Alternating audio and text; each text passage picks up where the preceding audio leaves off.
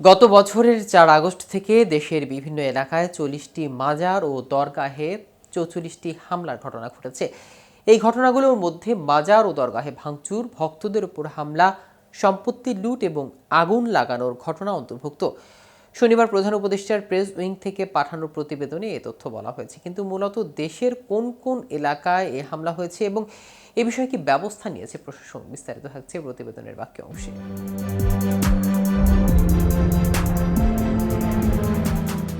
প্রতিবেদনে বলা হয়েছে, সবচেয়ে বেশি হামলার ঘটনা ঘটেছে ঢাকা বিভাগে। এই বিভাগে 17টি মাজারে হামলার ঘটনা ঘটেছে।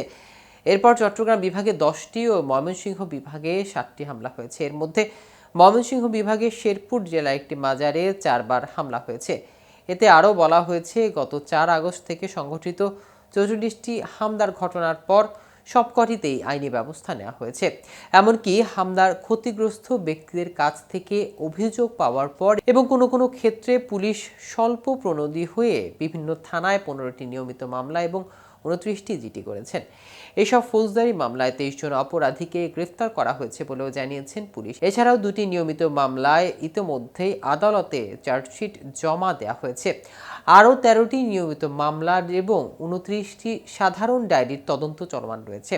আইনশৃঙ্খলা বাহিনী পুলিশ বিভাগ বলেছেন, সারা দেশের মাজার ও দরগাহের নিরাপত্তা ও সুরক্ষা নিশ্চিত করার জন্য পুলিশ সব ধরনের ব্যবস্থা গ্রহণ করেছে। পাশাপাশি সকল সংক্ষুব্ধ ব্যক্তিকে পুলিশের কাছে অভিযোগ দায়ের করার জন্য অনুরোধ করা হয়েছে। পুলিশ আরও জানায়, এসব হামলা বন্ধে ও উদ্ভূত সমস্যা সমাধানে স্থানীয় বিরুদ্ধে পক্ষগুলোর সঙ্গে শান্তি সভা করা হয়েছে। এছাড়া সাধারণ জনগণ ও ধর্মীয় নেতাদের সঙ্গে নিয়ে সচেতনতামূলক কর্মসূচির ওপর জোর দিয়েছে কমিউনিটি পুলিশ।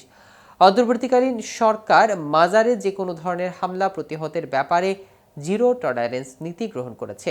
সরকারের পক্ষ থেকে সকল পুলিশ ইউনিটকে কঠোরভাবে মামলা তদন্ত এবং হামলার ঘটনায় জড়িতদের গ্রেফতারের নির্দেশ দেওয়া হয়েছে। এদিকে রাজধানীর মতিঝিলে জাতীয় শিক্ষাক্রম ও পাঠ্যপুস্তক বোর্ডের সামনে পাহাড়ি ছাত্র জনতার ওপর হামলার ঘটনায় আটক 2 জন সহ অজ্ঞাতনামা প্রায় 300 জনকে আসামি করে মামলা করা হয়েছে। শুক্রবার সকালে মতিঝিল থানায় পাহাড়ি ছাত্র পরিষদ ঢাকা মহানগরের সভাপতি জগদীশ চাকমা বাদী হয়ে মামলাটি করেন। মতিঝিল থানা সূত্রে এ তথ্য জানা যায়। এর আগে গত বুধবার দুপুরে এনসিটিবি কার্যালয়ের সামনে নবম-দশম শ্রেণী বাংলা দ্বিতীয় পত্রের পেছনে প্রচ্ছদে আদিবাসী শব্দ সম্বলিত গ্রাফিতি বাতিলের দাবি এবং এর বিরোধিতা করে দুই পক্ষের মধ্যে সংঘর্ষ হয়। সংঘর্ষে নারী সহ কয়েকজন আহত হন এবং পরে তাদের উদ্ধার করে ঢাকা মেডিকেল কলেজ হাসপাতালে ভর্তি করানো হয়। প্রত্যক্ষদর্শীরা ওই দিন জানান, সংক্ষুব্ধ আদিবাসী ছাত্র জনতার ব্যানারে একটি দল ঢাকা বিশ্ববিদ্যালয়ের রাজু ভাস্কর্যের পাদদেশে বিক্ষোভ সমাবেশ শেষে মতিঝিলে এনসিটিবি কার্যালয় ঘেরাও করতে যায়।